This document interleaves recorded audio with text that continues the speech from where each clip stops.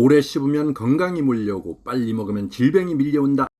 안녕하세요. 반갑습니다. 오늘도 김남진 박사와 함께 가지야! 오늘은 지난 시간에 이어 적게 먹어도 배부름을 느낄 수 있는 오래 씹어 먹기가 우리 몸에서 나타나는 세 가지 장점과 함께 빨리 씹고 삼킬 경우 밀려오는 질병에 대해서 전달하도록 하겠습니다. 그 첫째는 소화에 도움을 주는 것과 밀려오는 질병들. 둘째는 씹는 기능을 유지할 때의 질병 예방과 저하 시 밀려오는 질병들. 그리고 셋째는 건강한 다이어트와 함께 칼로리 과다 섭취로 인한 밀려오는 질병들이 그것입니다. 그렇다면 첫 번째는 잘 씹을 경우 소화에 도움을 주는 것과 빨리 삼킬 때 밀려오는 질병들에 대해서 살펴보겠습니다. 우리가 음식을 먹고 소화를 시키는 데 있어 매우 중요한 역할을 하는 것이 힘속에 있는 효소입니다. 특히 알파 아밀라제라 불리는 효소는 입속에 들어온 탄수화물을 더 작게 분해시켜 우리 몸 곳곳에 에너지로 쓰게 합니다. 이처럼 매우 중요한 역할을 하는 침은 음식을 오래 씹을수록 많이 나옵니다. 그리고 그 침 속의 효소의 분비가 증가하면서 소화, 흡수, 대사도 왕성해지는 것입니다. 하지만 음식 먹는 속도가 빠르면 소화 기능이 떨어지고 위장에 문제가 발생하여 고생을 할 수도 있습니다. 그리고 소화나 위장과 관련된 질환뿐만 아니라 수많은 성인병이 원인이 될 수도 있습니다. 그러므로 나는 소화가 잘 안 돼, 위가 안 좋아, 난 소화에 문제 있나 봐, 이러한 사람들이 있다면 먼저 음식 먹는 속도가 빠른 것은 아닌지 살펴볼 필요가 있다. 그만큼 소화는 입에서부터 시작한다라고 할 정도로 입은 첫 번째 소화기관이기 때문입니다.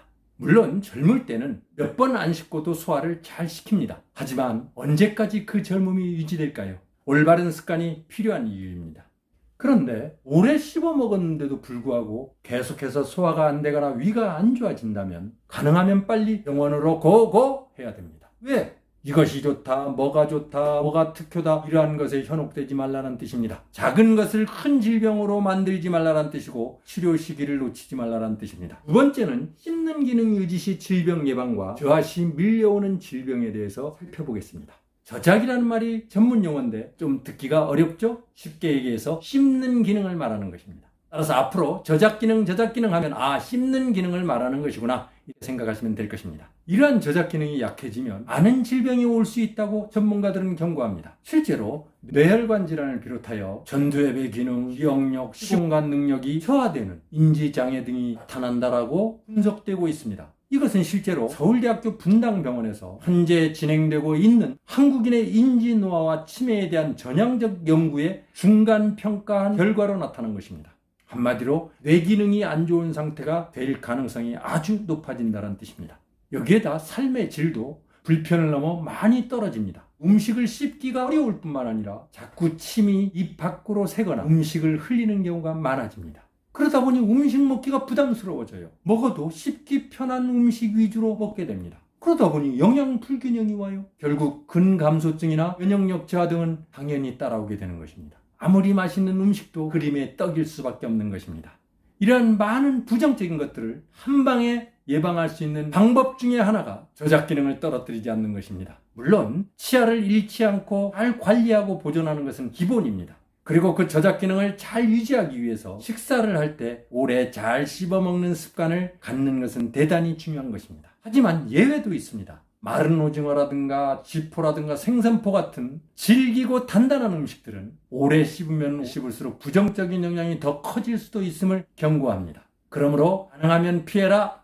그리고 세 번째는 역시 잘 씹을 경우에 건강한 다이어트에 도움이 되지만 빨리 삼킬 경우 밀려오는 질병들에 대해 살펴보겠습니다. 오래 씹어먹는 것은 전체적인 비만을 해결하는 데 있어 뱃살, 즉 똥배 탈출을 넘어서 건강한 다이어트를 하는데 가장 기본이 되는 것 중에 하나입니다. 실제로 2017년 초에 외국의 한 건강 채널에서 체중 감량에 대한 실험을 위해 20명의 여성 참가자들을 모집하였고 이들에게 두 집단으로 나누어 한 그룹은 15회씩 씹어서 삼키도록 하고 또 한 그룹은 35회씩 씹어서 파스타를 배불리 먹도록 하였습니다. 그 결과 35회씩 씹어서 삼키게 한 그룹이 15회씩 씹어서 삼킨 그룹보다 30% 적게 먹고도 포만감을 느꼈습니다. 이것은 큰 이슈가 되면서 오래 씹는 습관은 기존에 우리가 생각했던 것들보다 더 체중 감량에 중요한 역할을 하고 있다고 할 수 있습니다. 이처럼 오래 씹는 것이 건강한 다이어트에 도움이 되는 이유는 다음과 같은 과학이 숨겨져 있기 때문이었습니다. 즉 우리가 음식을 먹는 데 있어서는 크게 두 가지 호르몬이 인체 내에서 작용합니다. 그 하나는 그렐린이라고 하는 식욕 촉진 호르몬으로서